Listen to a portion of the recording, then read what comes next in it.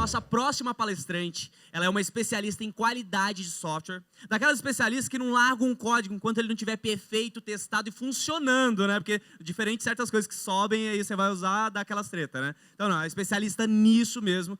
E ela vai dar uma palestra sobre personalização, sobre a visão de machine learning, que eu adoraria saber o que é, mas eu, como sou um leigo, exatamente não sei. Mas o que ela me disse é que é o seguinte, ela vai falar de personalização no nível hard. Não é essas coisas de Wix, de WordPress, não. Nível hard de personalização. Com vocês, uma salva de palmas para Isabelle Silveira!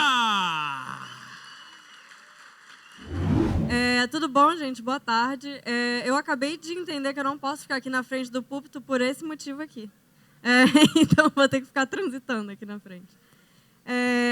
Oi, gente, eu vim falar para vocês um pouco sobre personalização, mais especificamente com machine learning, que é uma coisa que eu sei que muita gente assim, sabe só o conceito, nunca aplicou, mas eu vou tentar dar uma brifada para vocês e mostrar um case de um projeto que eu fiz com isso. Basicamente, a gente vai passar por esses pontos. Assim, eu vou dar um pouco mais da motivação da onde surgiu a necessidade da gente ter esse tipo de método, por que usar exatamente, quais são as nossas motivações claras, a gente botar em prática, claro, vou falar da parte da nossa utilização de verdade, e os próximos passos, que é basicamente uma sessão Isa vira visionária aqui da tecnologia. Eu sou Web Engineer na Hilde, uma agência do Rio, tem em São Paulo também.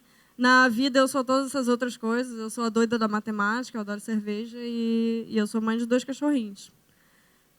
Então, beleza. Tudo começa desde sempre, até 2005, a gente produziu 130 exabytes. Eu acho que 1 exabyte, para vocês terem noção, é 1 quintilhão de bytes. Não é pouca coisa. Quem pegar a referência desse slide ganha um abraço depois da palestra, viu? Então, assim, para a gente entender melhor de quantidade, 1 byte é 1 caractere, 1 megabyte são 873 páginas de texto, mais ou menos, tá, gente? São coisas aproximadas. 1 giga é basicamente todas as informações do nosso DNA. E aí, quando a gente fala de, informações produzidas, a gente pode considerar tudo, sabe? A gente considera desde o desenho que os homens das cavernas escreveram nas paredes, sabe? Desde do pergaminho que o pessoal usava no Egito antigo, mensagem de corvo, biblioteca, todos os perfis de flogão que já existiram na face da Terra, todos os Orkuts que já existiram na face da Terra. E aí, em 2010, esse número salta para 1.200 exabytes. Claro que em 2010 a nossa comunicação era basicamente feita através de memes, então acho que é por isso que deu esse salto meio bizarro. Em 2015 já eram 7.900 exabytes. Eu acho que vocês estão começando a entender que a coisa entrou numa vibe meio exponencial, né? A estimativa é que por volta de 2020 a gente tenha 40.900 exabytes. Eu acho que 40.900 de qualquer coisa é muita coisa. Então, assim, vamos olhar com atenção aqui essa lista para entender o nível do buraco, sabe? Esse gráfico aqui mostra como é que acontece essa progressão em termos de anos através de dados. Perdão. E aí, meanwhile, agora, enquanto a gente está falando aqui, eu, no caso, espero que vocês não estejam falando, produtos e experiências digitais em geral, sabe? Tudo que a gente usa na internet, tudo que a gente baixa, está extremamente sofisticado e personalizado, sabe? A gente tem exemplo, por exemplo, no Spotify. Acho que todo mundo aqui conhece o Spotify Weekly, o Discover Weekly, perdão, que ele dá toda uma seleção de músicas extremamente apropriadas e adequadas ao seu gosto, sabe? No Netflix a mesma coisa, você tem toda uma curadoria, uma seleção de títulos que ele acha que você vai gostar de acordo com o seu histórico. Na parte de varejo, e-commerce, é a mesma coisa, sabe? O Amazon tem esse perfil muito legal de te recomendar coisas que ele acha que você vai gostar. Então, a gente consegue ver que essa quantidade monstruosa de dados que a gente está produzindo está sendo usada para fazer esse tipo de experiência. Basicamente, a personalização faz com que o usuário se conecte melhor com o produto que a gente está desenvolvendo e que, assim, principalmente que ele não tenha que se adequar a um conjunto de regras que foram estabelecidas por outra pessoa, sabe? Quem faz isso, quem se adequa ao usuário é o produto. Que, na real, é uma coisa muito mais intuitiva da gente pensar, né? Por que eu vou ter que aprender a usar, ter uma curva de aprendizado para entender como é que funciona um produto? Eu quero que ele se adeque a meu gosto, à minha rotina. Mas aí, como é que a gente cria essas experiências em escala, sabe? A Amazon, o Netflix, o Spotify são todos produtos e plataformas que têm milhões de usuários na codebase deles. E, mesmo assim, eles conseguem criar experiências únicas para cada uma dessas pessoas. Como é que a gente consome esses 40.900 exabytes de dados aí de forma que a gente consiga fazer isso eficientemente, ou seja, no menor tempo possível e de forma que gere um resultado legal? É aí que o machine learning entra, sabe? Com machine learning, a gente consegue dar ao computador a habilidade dele conseguir aprender e gerar conclusões sobre um conjunto de dados em forma pura. Quem falou isso foi um cara que chama Arthur Samuel. Ele é considerado o pai da área, assim. Ele falou isso em 1959, quando isso surgiu, sabe? Não é nada novo, não é a hype do momento só. Então, basicamente, a gente faz algoritmos que dispensem a necessidade de fazer um algoritmo cheio de regras explícitas, sabe? Eu não vou fazer uma playlist para você botando um monte de if else e largando um switch case enorme. Eu vou ter que fazer um algoritmo que seja um pouco mais esperto que isso. E aí, quando a gente fala de aprender, não é necessariamente aprender a aniquilar a raça humana, sabe? A gente pode aprender outras coisas, ensinar outras coisas para o computador. Com machine learning, a gente pode, basicamente, usar os dados que a gente tem, essa quantidade massiva, para tirar conclusões. E aí, esse tipo de conclusões vai ter de vários tipos de aplicações, eu vou mostrar para vocês daqui a pouco, mas de forma automatizada, porque a gente não tem tempo hábil suficiente, nem pessoas, nem analistas suficientes para analisar uma quantidade muito grande de dados. Dentro da classificação do machine learning, a gente tem alguns tipos de algoritmos, são 3, na real, tem um pouco mais que isso, mas eu botei esses 3 porque são os principais. A gente tem o aprendizado supervisionado, que é quando eu dou, por exemplo, um guia de respostas certas e dados que eu estou imputando. Eu estou, basicamente, dando exemplos do que eu esperaria como saída nos dados normais. No não supervisionado, é o contrário. Eu dou um conjunto enorme de dados e eu não sei nada sobre eles, eu espero que a máquina me diga isso, agrupando todos eles por similaridade. E aí a máquina se vira para achar esse tipo de coisa. No Reinforcement Learning, que é o aprendizado por reforço, é basicamente quando você ensina o seu cachorro a não comer o seu carregador. Você dá reforços positivos e negativos de acordo com uma tarefa que você espera que a máquina desempenhe. Aqui eu vou focar mais na parte do aprendizado supervisionado, porque é o tópico do case de hoje. E ele tem uma variedade um pouco maior de algoritmos e a gente vai ter mais material para conversar hoje. Então, dentro do aprendizado supervisionado, a gente tem algumas etapas distintas de desenvolvimento. Sempre que a gente tiver um algoritmo ou alguma coisa que a gente queira fazer com isso, a gente geralmente vai ter que escolher o algoritmo adequado para o tipo de problema que a gente tem. Eu vou mostrar daqui a pouco, mas, assim, de acordo com cada problema, você pode usar algoritmos diferentes para cada um deles. A gente vai ter que treinar o algoritmo, ou seja, a gente vai ter que dar aquele conjunto de respostas certas para cada tipo de situação. É isso que ele vai usar para responder o que a gente espera que ele responda com os dados reais. Depois a gente vai validar esse treinamento, que é justamente quando a gente confere se a eficácia, a acurácia dele está como a gente esperava. Se não tiver, a gente pode voltar e iterar. A gente geralmente fica iterando entre 2 e 3, tá? E aí, finalmente, depois que tudo isso já estiver bem resolvido e a taxa de acerto estiver de acordo com o que você esperava, e a gente pode usar em produção. Então, eu selecionei aqui algumas aplicações dos algoritmos de aprendizado supervisionado. Geralmente, assim, esses são os 5 principais, sabe? Tem outras coisas, mas a maioria dos problemas que a gente tem hoje em dia na web, a gente consegue resolver com algum deles. Primeiro, na recomendação, a descrição é bem intuitiva, sabe? São algoritmos que a gente usa para descobrir padrões de consumo ou itens que um perfil de usuário vai gostar mais E aí, a partir disso, a gente pode recomendar. É basicamente o que tem na Amazon, o que tem no Netflix, e essas coisas que eu mostrei agora. Dentro da recomendação, a gente tem 2 approaches. Approaches no sentido de formas diferentes de fazer. Tá? A gente vai ter a filtragem colaborativa e a filtragem a partir de conteúdo.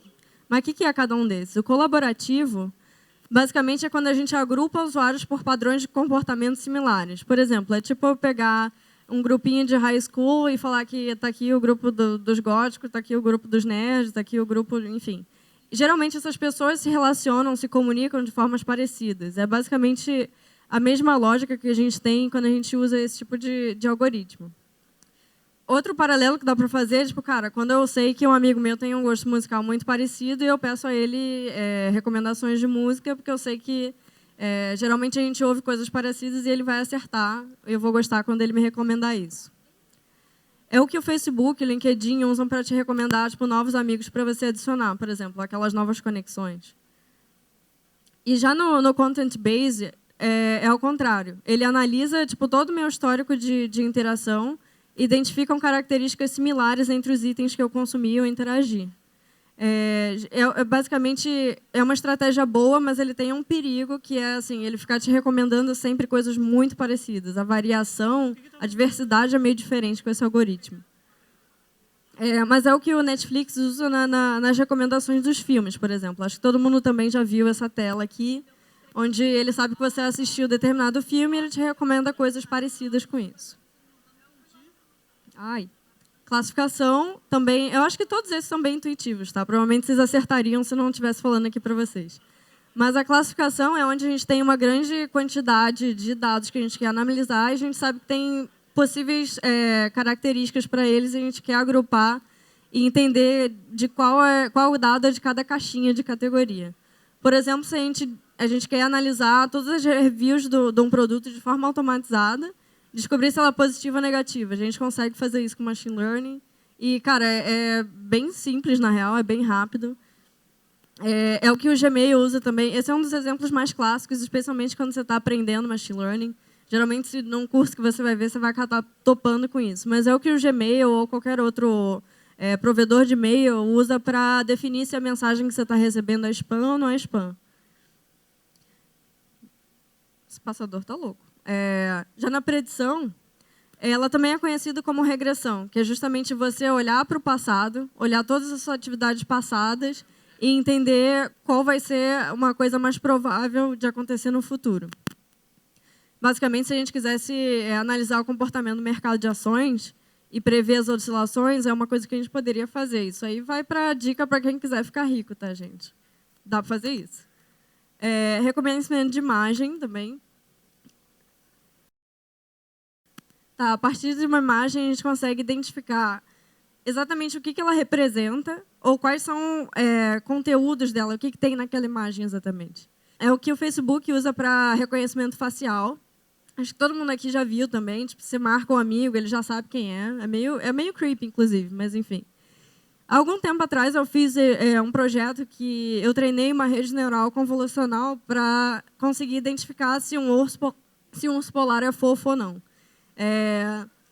Tem esse tipo de coisa também dá certo, sabe, gente? Você não precisa treinar a máquina para entender só coisas que estão definidas ali no dicionário, só itens de verdade. Você pode treinar para conceitos. Para quem quiser ver, está nesse link aqui no meu GitHub.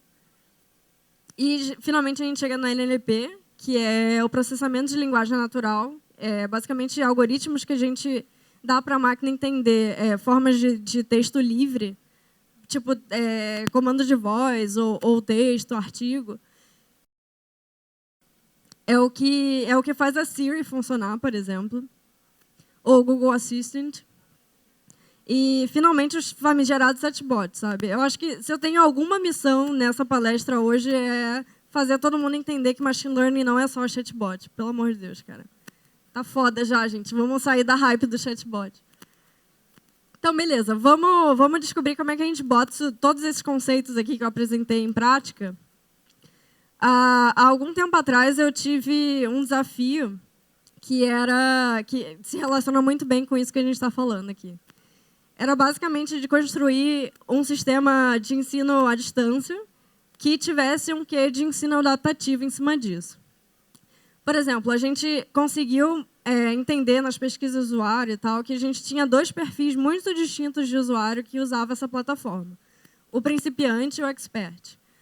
O principiante, obviamente, ele era um cara que não estava familiarizado com o contexto ou com as matérias que ele ia estudar. O expert era o cara que já era muito safo e ele usava a plataforma mais como fonte de consulta. E esse perfil de comportamento de cada aluno, ele basicamente vai moldar o conteúdo, a forma como a gente apresenta isso para ele, os elementos que vão estar na interface.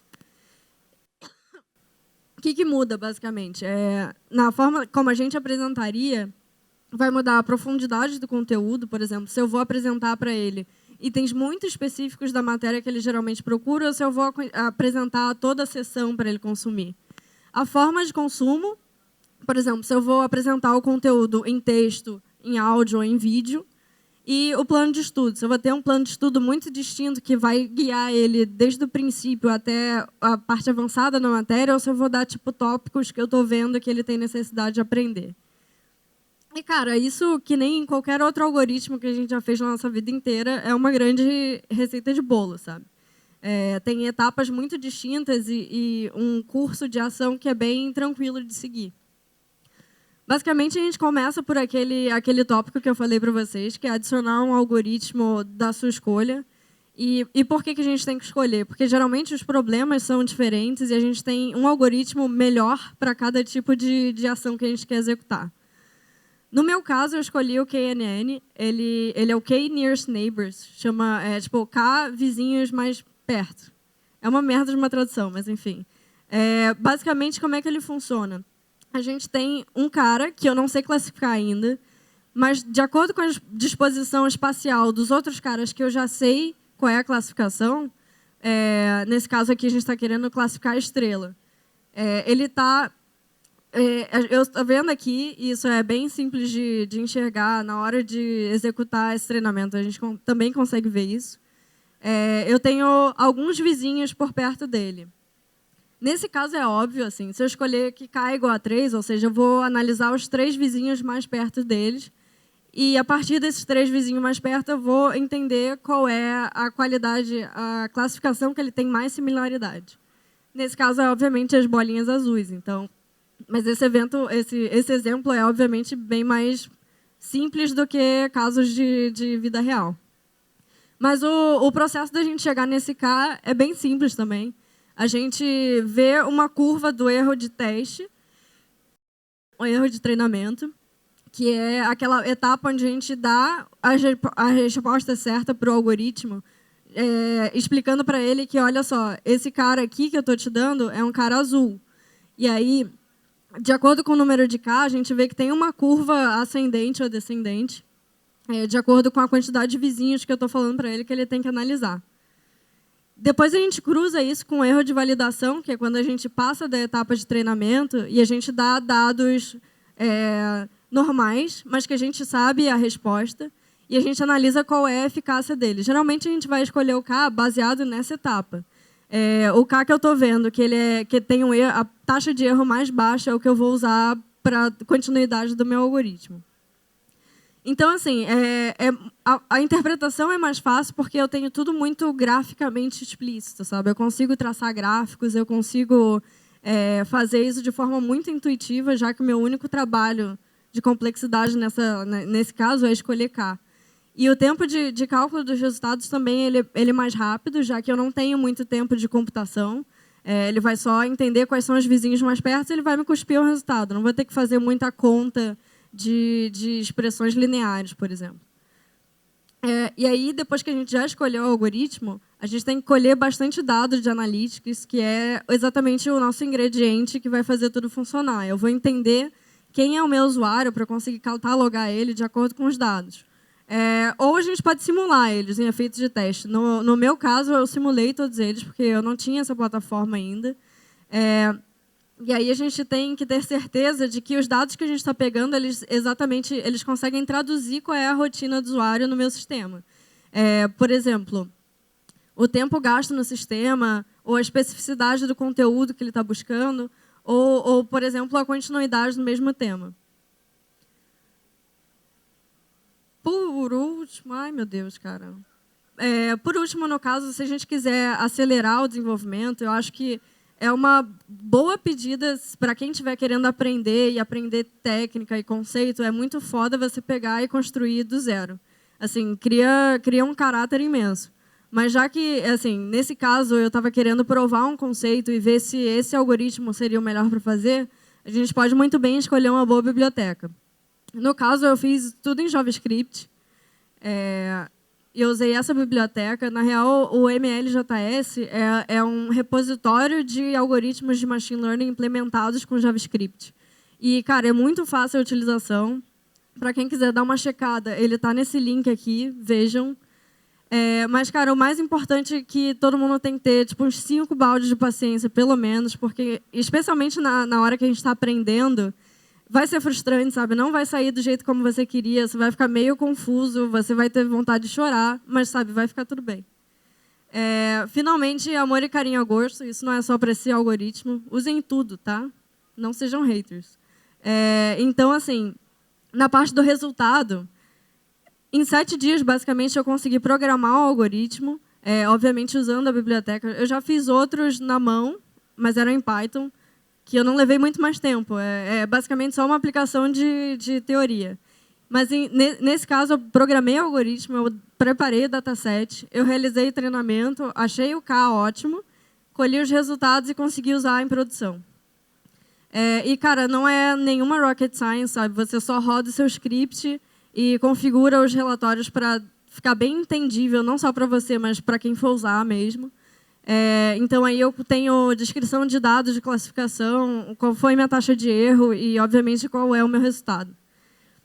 Então, assim, com Machine Learning, cara, a gente pode aproximar a experiência de cada usuário para alguma coisa que realmente supra as necessidades específicas de cada um. E isso totalmente sem o usuário perceber, sabe? Eu não estou dando um formulário enorme para entender quais são os hábitos de consumo dele ou quais são as preferências dele. Então, assim, quanto menos etapas e quanto menos barreiras eu colocar na frente do usuário, mais natural vai ser a utilização e mais aderência ele vai ter àquela plataforma.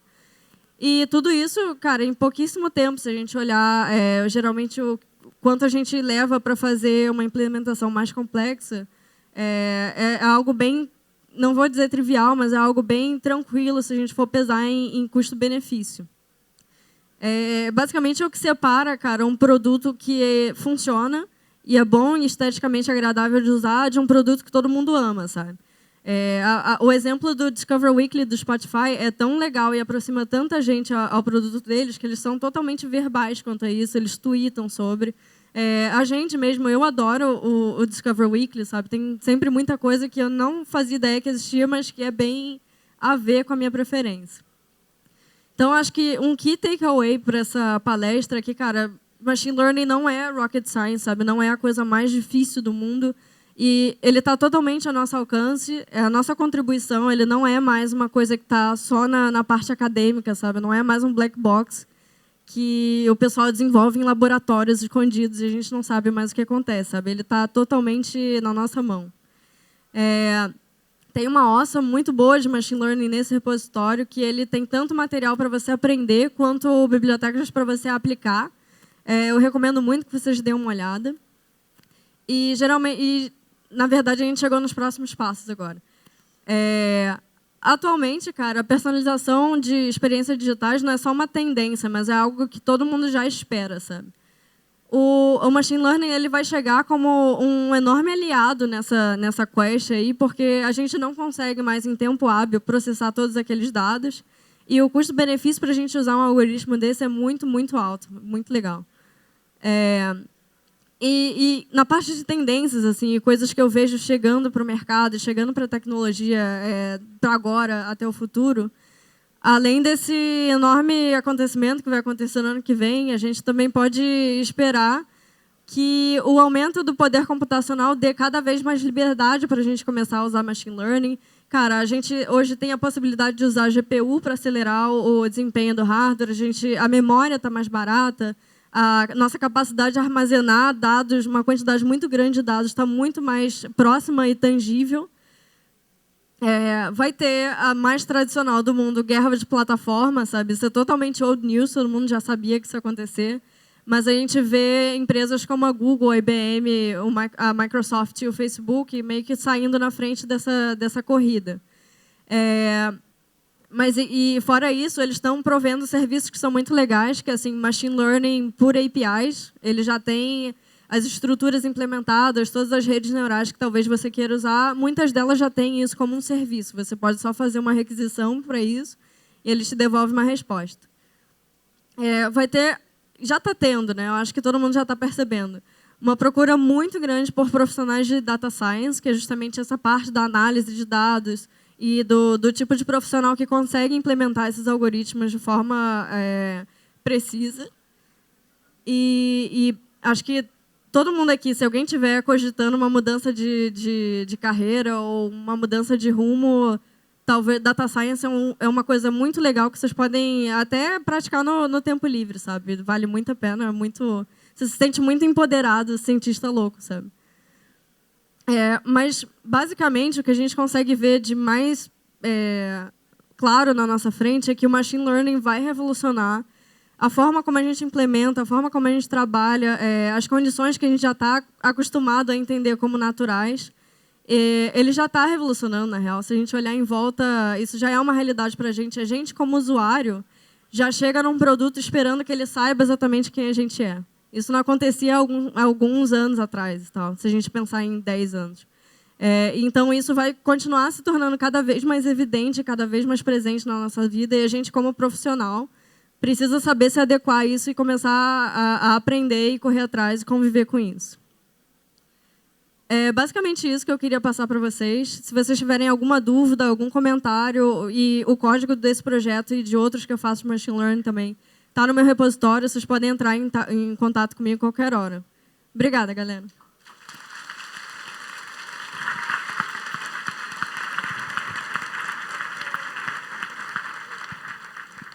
Cara, agora eu entendi tudo.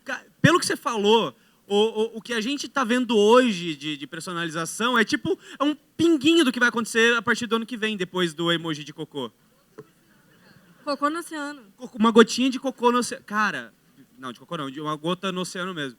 Cara, genial, genial. Genial mesmo.